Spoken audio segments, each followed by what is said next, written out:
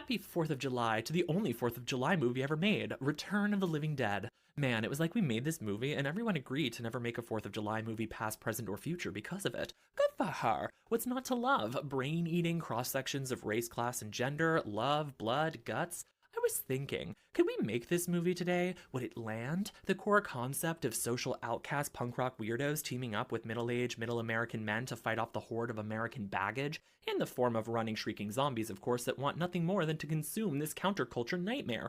It reeks with a kind of social satire impenetrable to some, and absolute putrescence to others.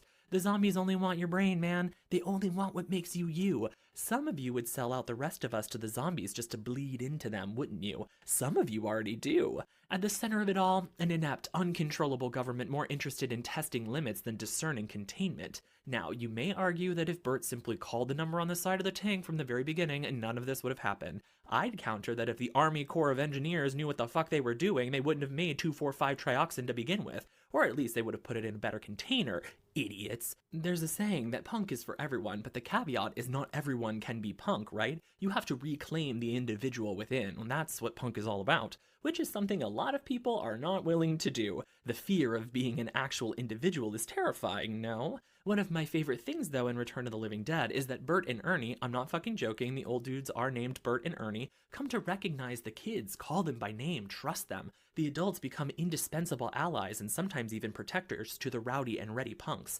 In these moments, in this acceptance, in this coming together to fight back against the blubbering masses jonesing for the identities these characters have eked out in a cruel world, do they not all become punk? Remember, what do the zombies want? Your brain, your individuality, everything you're meant to fight for, and boy, do these characters fight back. What counterculture would we rally behind these days? What culture do we cultivate at all? We've been formalized into generations. We're definitely repressed. Who are the punks of 2020? I doubt any of you would watch some pups and drag queens fight off the brain-munching hordes. Would TikTok teen detectives do it for you?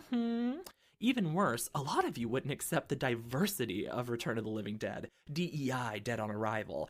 So many bastards have absolutely abandoned trans and queer folks, and shame on you. When have we ever stood up for black people in this country? People stigmatize Latinx people more than ever before, and let's not even talk about the suppression of women's rights or the removal of healthcare benefits for the underprivileged. So cheers to you, and only you, on this 4th of July Return of the Living Dead, the story of accepted culture and counterculture coming together to fight American malaise and its final boss, the United States government. You were ahead of your time, and you'll always be in my heart. May you guide me in my fight for the future. Maybe one day I can be half as punk as you.